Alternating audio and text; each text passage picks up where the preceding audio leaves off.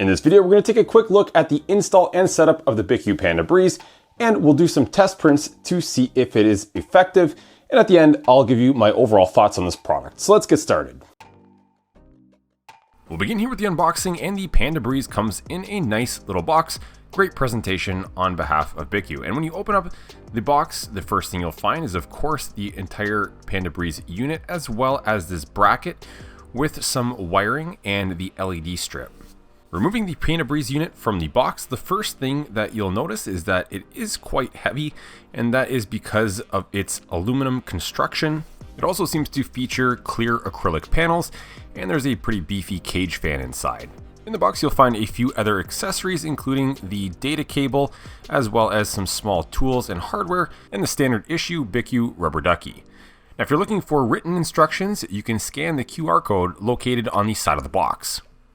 But you guys are here watching this video, so you're clearly not interested in written instructions, so I'll take you through this in video format. So the first thing you'll do is you'll turn on your A1 printer, and you can home all axes, and then you'll manually bump up the Z position pretty high up, maybe halfway up the printer. Then you can turn the whole printer around, and from the back side you'll find two of these screws that are part of the gantry support, and you'll remove those two screws. And you should be able to use the tool that was included in the Panda Breeze kit to remove those screws. Now, there are two replacement screws that are slightly longer, and these are button head cap screws, and those were in the hardware kit from the Panda Breeze. Now you can take the Panda Breeze unit and you can position it like so, and you're going to use those two slightly longer screws to secure the whole unit in place. Now you can slightly rotate the machine, and looking at it from the back, it'll be this plastic box on the left hand side where you're going to attach this bracket. You'll notice that it has some tabs that stick up, and you're going to force those tabs into the bottom of the box on the left hand side of the A1, and they should snap into some slots that are underneath of that box. This actually took me about a minute or two to get done, as the tabs didn't want to snap in very easily, so just a heads up, you might struggle with that a little.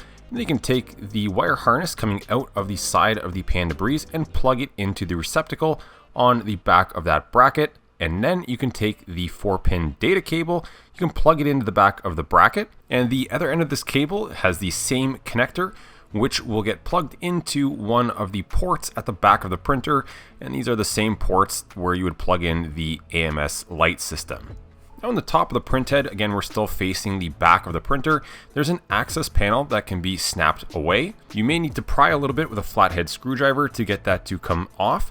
And in the back, there is a 4-pin JST connector in the bottom right hand corner, which we'll need to unplug.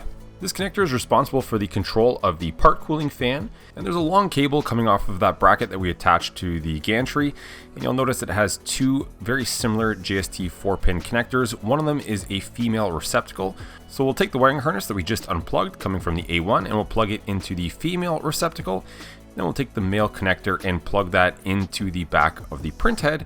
And with that, you've basically just split the signal going to the part cooling fan. Now we have to do a bit of wire management, and there's this tiny little piece that can be pulled away from the side of the printhead.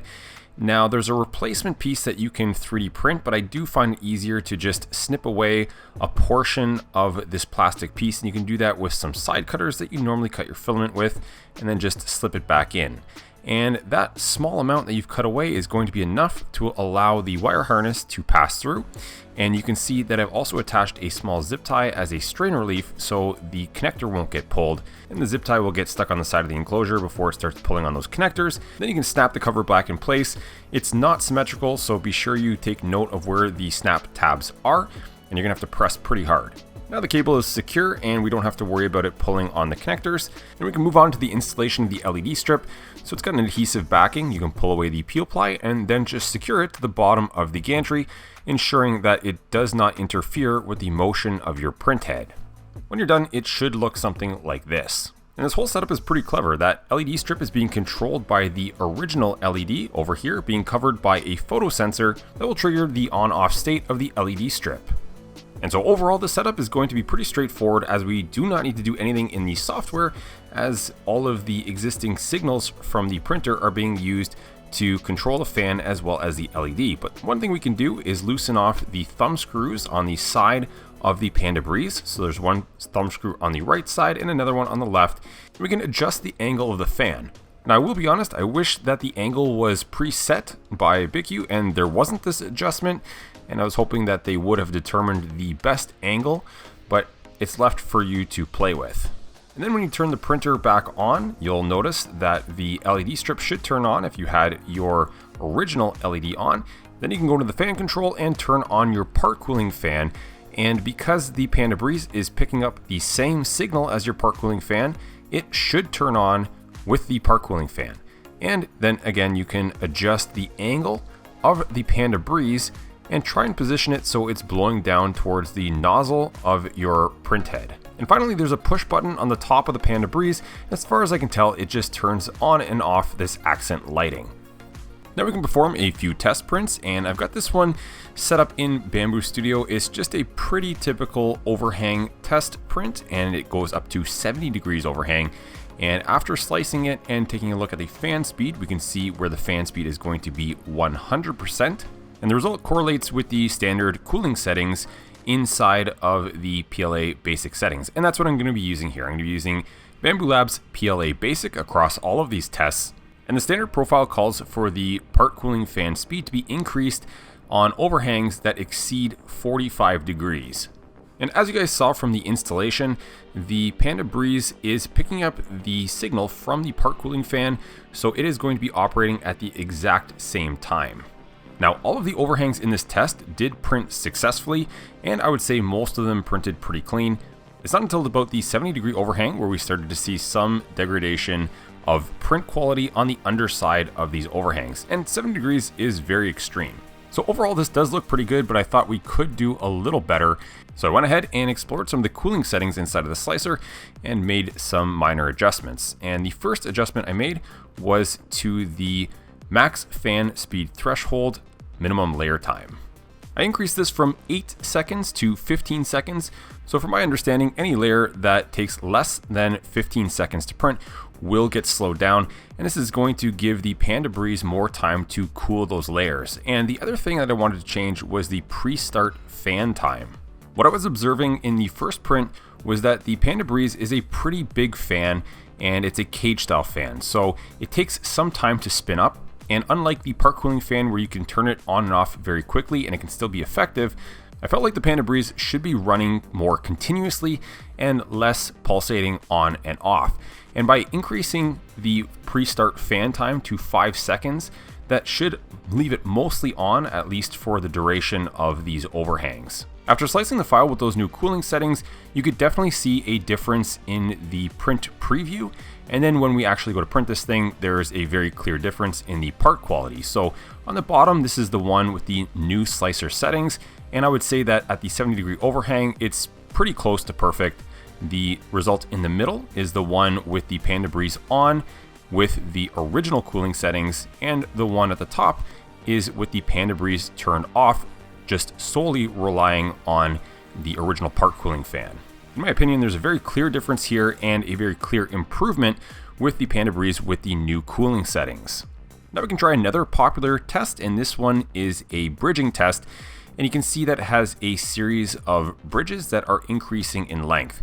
Now, each of these bridges do come out of the center portion at a different angle, which means that the cooling fan, both part cooling as well as the Panda Breeze, will be hitting these things at different angles. This somewhat adds another dimension to this test. However, I think if we print one of these with the new cooling settings, as well as a second one without the Panda Breeze on at all, we should hopefully see a big enough difference that it merits the use of the Panda Breeze. And so this first result you're looking at is with the Panda Breeze.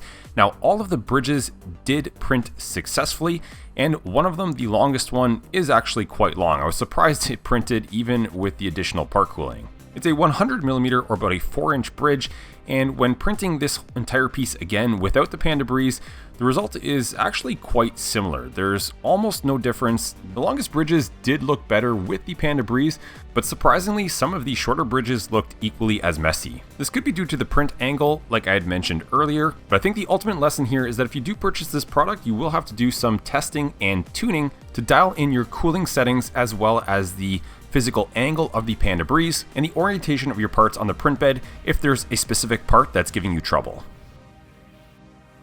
So after all that, I'll briefly tell you what I think about the Panda Breeze. So first off, the quality of the product itself seems decent. The frame is constructed from aluminum, so it feels very solid. The 3D printed bracket that goes on the side of the gantry of the A1, that is 3D printed, and I'm not entirely sure what material it's made from, but it seems to snap in place. Mine didn't break, and hopefully it stands the test of time. But overall, the kit seems reasonably well built. Now it's the implementation of the kit itself, which I think is very clever. So we've got the photo sensor covering the original LED, and that's the trigger for the on-off state of the new LED strip. Thought that was pretty interesting. And the part cooling fan, or the Panda Breeze, is picking up its signal off of the original part cooling fan, and that's why the signal is split using that splitter cable. So no modification is necessary to the software or firmware. So it's a quick and easy setup. And again, I thought that was very clever. Now, in terms of effectiveness, it did seem to make a big difference on the overhang test, as you guys saw in that short comparison that I did. Now, on the long bridging test, this is where I didn't see a big difference. So that part was a little disappointing, but I do think that the concept overall has a lot of merit, as you do see these kinds of gantry auxiliary part cooling fans on other bed slinger printers. For example, I do have something similar on my Neptune 4 printer, and I'm using that machine to print a lot of larger parts. And I do find that the gantry auxiliary part cooling fan does make a big difference on specific parts that had cooling issues. So again, I think the Panda Breeze in general, the concept has merit. But that being said, the big difference that you have to recognize is that with the Panda Breeze, the limitation is the fact that it is tied to the original part cooling fan. So as I had mentioned earlier, it's very clever that they split that signal and you don't have to make any changes to the software or firmware.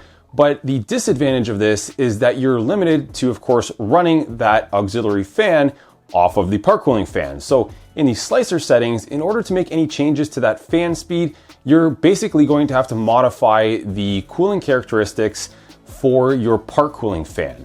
So if you want the auxiliary fan, the Panda Breeze, to now run at 100% speed all of the time, you're going to have to effectively make your part cooling fan do that. You're gonna have to change the settings to make the part cooling fan run at 100% speed all of the time. And that's just the only way to control this thing. Unless of course you decide that you're going to maybe add your own controller with some custom wiring. And so this could be an effective solution if you're printing a particular part or with a certain material that requires a lot of cooling, and you can just run that fan at 100% speed along with the part cooling fan.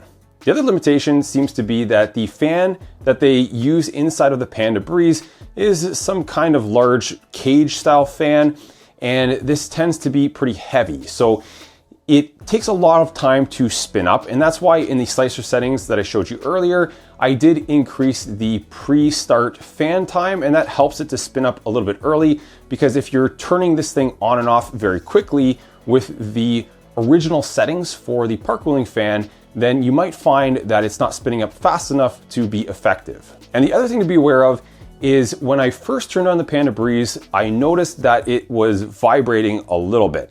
Now, that did go away pretty quickly, and perhaps it was the bearings kind of working themselves in and distributing some of the grease and oil inside, and now it runs smooth. But while it was vibrating, it did make me think that if the bearings do ever start to wear out, or if the fan assembly becomes imbalanced and this thing starts vibrating, I don't know if those vibrations will have a high enough amplitude to transfer to the gantry and then to the print head and affect the part quality. This is obviously not something that should happen during normal operation, but again, if components ever wear out or something does go wrong, it's just something to consider and potentially watch out for. And lastly, one of the things that I wish that BIQU had provided, perhaps in their wiki, is some more instruction or suggestion on the angle of the Panda Breeze, because again, it is adjustable. So trying to find the optimal angle, that's kind of left up to you. And even the settings within the slicer, it would be nice if they made some suggestions or just some general advice or rules in their wiki that would help to get you on the right track to tuning for certain materials, especially popular ones like PLA or let's say PETG. So all in all, if you need some extra cooling on your Bambu Lab A1, I would definitely look into the Panda Breeze. It seems like a very interesting solution with, of course, the side benefit of some extra LED lighting on the gantry. So if you guys found this video useful and you're looking to pick up one of these things for yourself, please use the affiliate links in the video description down below. It won't cost you guys anything extra, but it just goes a long way to helping to support this channel. Let me know in the comment section what you guys think about the Panda Breeze, and if there's another product from BIQU that you want me to take a closer look at, or perhaps another gadget, device, accessory, or upgrade from another manufacturer. And as always, if you guys appreciate this content, consider hitting that subscribe button down below. I would love to see you guys back in the next video. Thanks for watching.